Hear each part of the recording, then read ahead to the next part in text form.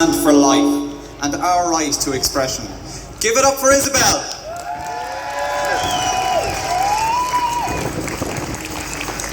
Now, this lady doesn't need much of an introduction.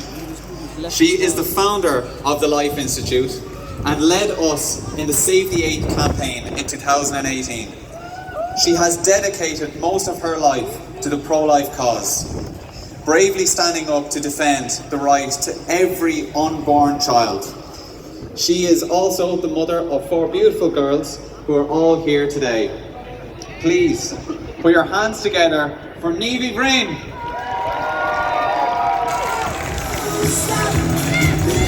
Hello everybody! I can't hear you! Did I say bro, you say? I tell you something, it did my heart good to see you all coming down O'Connell Street today. Give yourselves 3 rounds of applause. Hip hip! Hip hip! Hip hip! A gwini ushla cordia gwael. Shasamit an fod. Mar yas ar shincha riav. Leg linna in our green, Nyartan al Greig, August Bash the Rare, Riher. Irish men and Irish women, we stand for life as we always have and as we always will, as the generations did before us, because we have the certain belief that our cause is just, that our truths are eternal, and that we will make this a pro-life nation once again. And we march today to hold this government to account. We demand that the 3-day wait promised. It was promised in 2018 in order to persuade reluctant voters, but we demand that now it is retained. And we are here to tell our TDs that if they try to scrap the 3-day wait, if they try to renege on that promise, they will pay a price in their constituencies.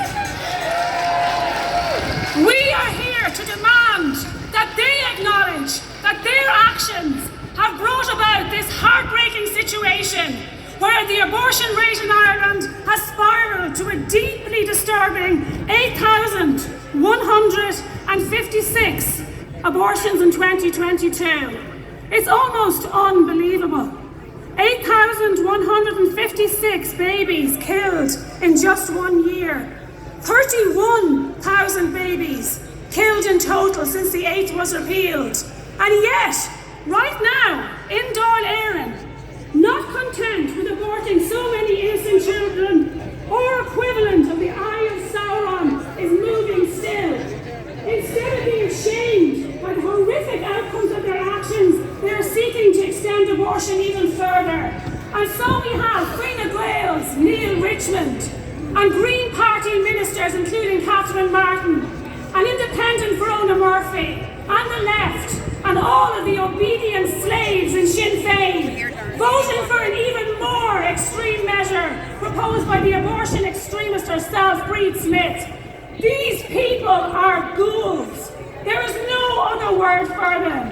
How else can you describe people who want abortion on request, legalised when the baby is 6 months gestation? We are here today to stand against that proposal. And the same people in Dáil Éireann, Stephen Donnelly and his cabinet, legalising the law to lock up people who want to pray against abortion. They are driven by nothing but malice. What else motivates a bill that wants to lock up people for silently praying? But here today we stand in defiance of that too. We stand for life. We stand against the cruelty of the political establishment, against the lie that tells women they have no other options, against the push to take the lives of the most vulnerable and helpless. And here is why we will win, because the cruelty of abortion is destroying itself. And while it will not happen today, it may not happen tomorrow, life will win. I promise you that. Life will win. It will win precisely. It will win precisely because those who relentlessly push abortion are overlooking the obvious. They are aborting their own future. Last year, Ireland's abortion rate jumped 22%.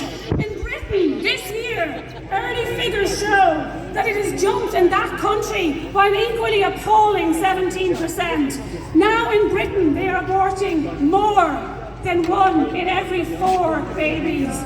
They are aborting their own future. The pro-abortion campaigners in Ireland are aborting their own future.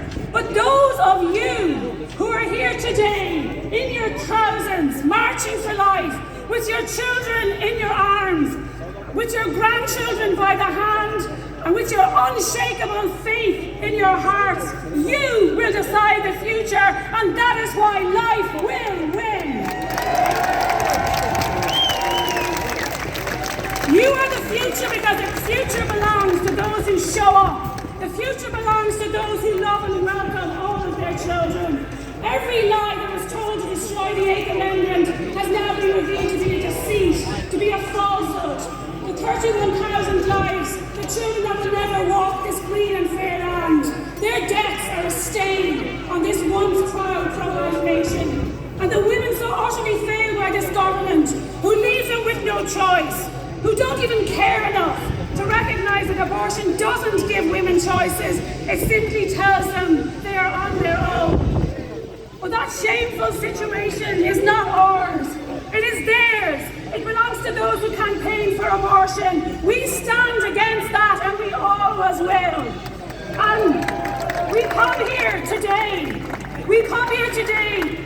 in hope. Not just in hope, but in defiance. And also, not just with hope, but with courage. Courage that there are so many thousands here.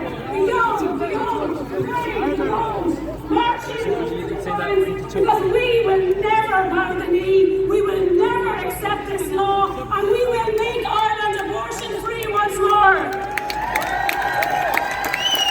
And we have pride in every ordinary man and every ordinary woman who does the extraordinary counter-cultural act of loving each other, of loving their children, and of raising up a mighty pro-life generation who will take back this culture, overturn this cruel law, and make Ireland pro-life once again.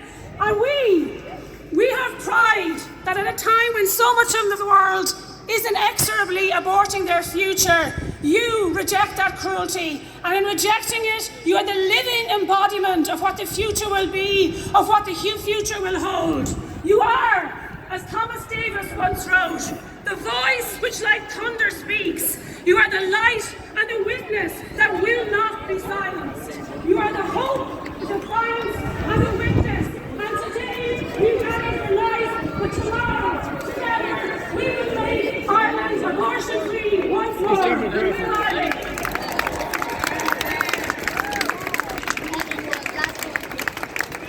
Fantastic and inspiring.